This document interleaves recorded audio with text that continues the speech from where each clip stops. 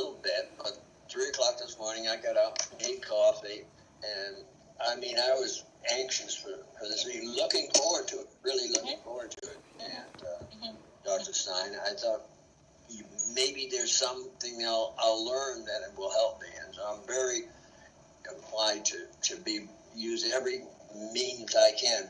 Ruth has been a miracle worker for me.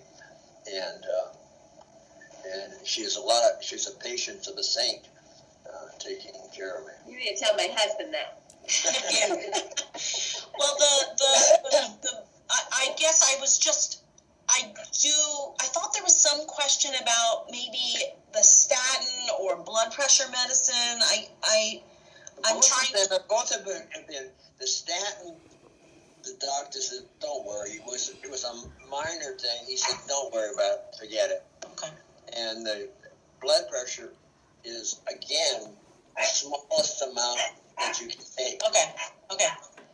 And frankly, I mean, I'm not a medical doctor, obviously, but there is controversy around statins anyway, and so if I stopped taking the statin. Yeah. And I take this Lesperol. I think it's Lesperol, something like that. Oh, the Lisinopril? Yep. Lisinopril. Yeah. Okay. All right. I just want to make sure that those medicines, the ones that you are taking, are being done consistently. I will say one thing about Xanax, which I hear is very helpful for you, and it can be very helpful just the way you're using it, in a small dose, sort of as needed. But the thing with a benzodiazepine in general is they are sedating. They work great, right? And that's what they do, is though they're cognitively sedating. So I would just be aware that if you take it, some of the other cognitive deficits may actually be worsened by it, like your attention might be worse, and to the extent to which your attention or your executive ability is dampened a little bit by a benzodiazepine, that may counteract a little bit some of that Adderall effect where it helps your executive ability, and so you actually might feel more anxious. So I just want you to know that. Just being aware. I have been, and because I knew what you're saying. I've known that, and so I take it only on a limited basis and the smallest amount I can take. Yeah. Good, and that's the way to do it. That's the way to do it. And I can go weeks without taking it at all when I feel just really in charge of things and feeling good. So it's not something I take every day, and it's a very small amount. Okay, good. And I realize that I'm not hooked on it, and I don't take it every day. I am nowhere near every day. And that little dog just appeared. Oh. This is Coco. The dog's name is, we got it all mixed up. The dog's name is Lenny Pooh. Lenny Pooh. Daddy taught me this a couple weeks ago because I lost a really special dog, and I wanted to make everybody smile. Hi, Coco. The dog's name should be Lenny Pooh, but they have not gone with it. I've tried. I thought about Lenny, and he decided to be Lenny Pooh, and we said no Lenny Pooh. Coco, right? No, Coco. Okay. Well, one other thing I wanted to talk about is I wanted to talk about driving, because some of the cognitive deficits that we saw can impact driving. And I know that you had a driving evaluation last year, and you did very well. I was wondering if that was that an on-road evaluation? What was that? It was an on-road evaluation. And he said I was doing really well. Okay. But I'm super, super careful. I let anybody go in front of me that wants to. I don't get into any kind of place where if somebody wants to go, I just slow down and let them go. I just don't make a problem out of things. Okay. But I am aware that I have to be very careful. Right. Yeah. I mean, obviously we didn't do a driving evaluation, but the problems with attention and working memory that we saw can impact driving. And so whether to the extent to which this is different, I mean, your function is different now than it was a year ago. The extent to which not having the Adderall is playing a role in that, it's not, I can't say 100% that I know. But I just wanted to raise that because driving is, as we know, the most risky thing that we do.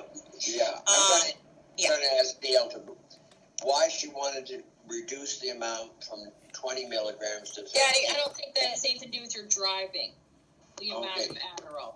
But I also think that we should work on you driving not so much, you utilizing some of the services they have there. I asked you about, getting transport. I think, maybe I'll come up there and we can go talk to someone together. But I think, if you can just go to Kroger's and, a few little things, but maybe, leave the big stuff to me or to somebody there because you can't. You're at the point in the life you don't have to drive around all the time. I agree with you, Gabby. I'm not doing anything big. I go to Kroger's. Is the main thing I do, and when I need food to eat. Other than that, I try not to go anywhere. And that's stuff we can have delivered. I don't go anywhere out of town. I know, but we just want you to be real careful. You don't have to go far to get hurt. No. Yeah, and that's actually that's a good point. And they've even said that many accidents happen close to home.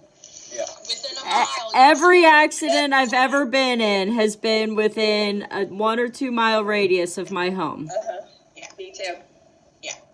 So I'm gonna recommend that you not drive or greatly reduce driving.